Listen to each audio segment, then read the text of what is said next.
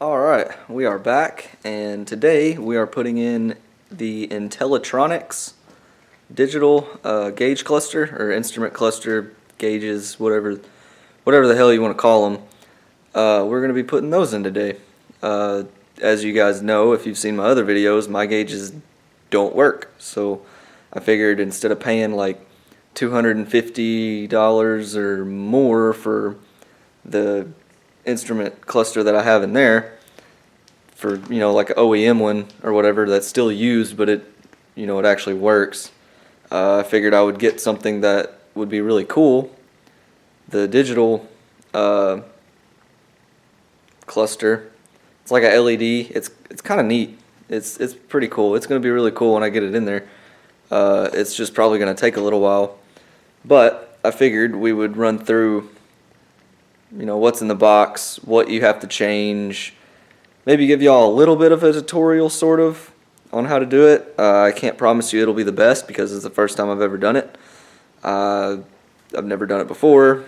I haven't even taken the instrument cluster out of one of these.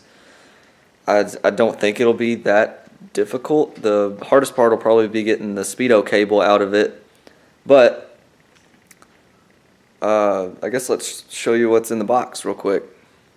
Yes, it's on my car, but it comes with instructions that I'm sure I will probably have to use because, I've never done this before. It's Ziploc bag. Hard to do one-handed.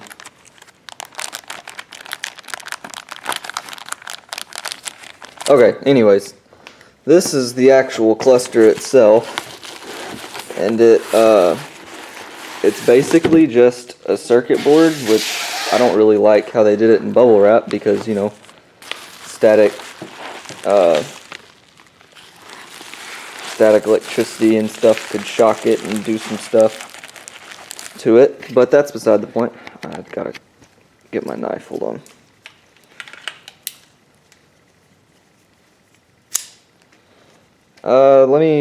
Let me set the camera down real quick. It wasn't an anti-static bag. Good on them.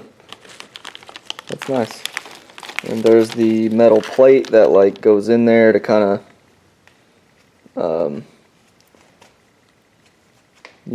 keep it in place or whatever.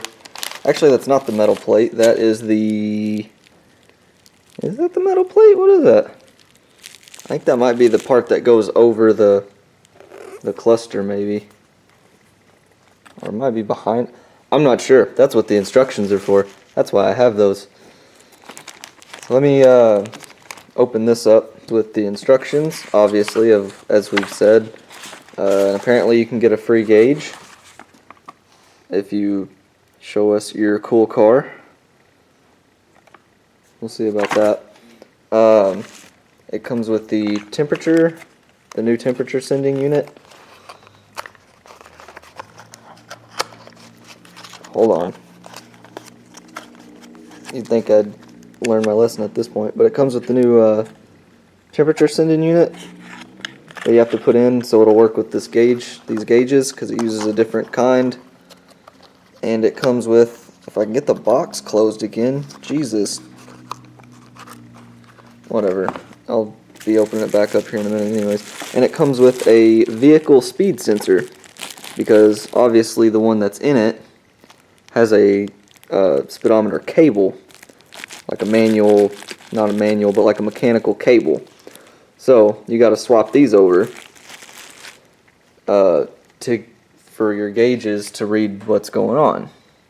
So the first things first is we got to get the old cluster out. So that's what I'm going to be working on right now. I would show y'all how to do it, but at the same time, I don't have a tripod or any sort of way to hold it to where y'all could see what I'm doing and do it at the same time.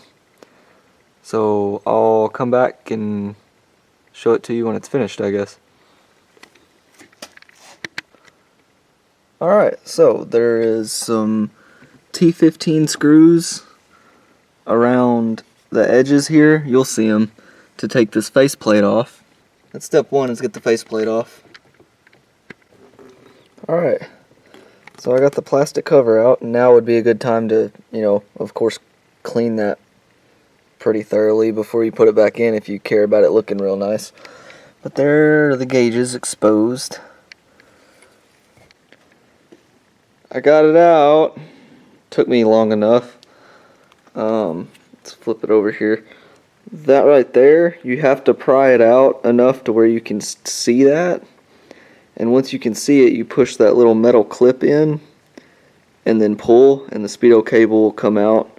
The rest of it, the plugs that are in there match up to those little metal, those little copper parts right there, and that's where the plugs touch and make contact.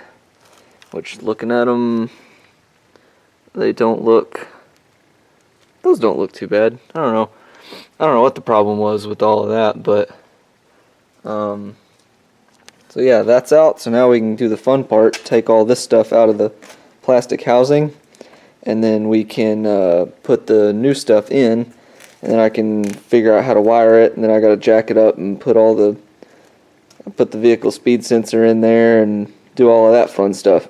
The semi sorta kinda hard part's done now, so that's good. Alright, so I got the old cluster gutted, besides the bulbs, but that's what it looks like on the back side. I disconnected the speedometer cable deal because I couldn't get a socket into this right here. I didn't have one small, like I had one that would fit the bolt, but I didn't have one small enough to get into that space. So I just unbolted that and unhooked it from the plastic housing. But before I get into, jacking it up and putting in the stuff and doing all of that kind of thing, I was going to go get some lunch and maybe I'm going to have to get antifreeze and probably a little bit of transmission fluid too, because I think a little bit will leak out from the transmission when you pull the speedo cable out, but I'm not 100% sure. I've never done one. So I might get a little bit of that as well. And we will come back to this and hopefully get it finished today. From what I understand,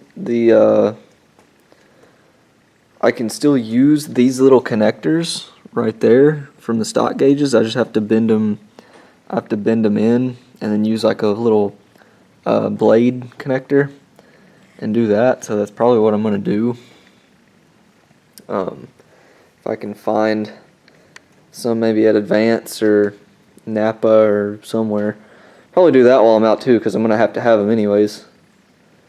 So, alright, I'm going to go get some lunch and get all of that stuff, and then I'll be back.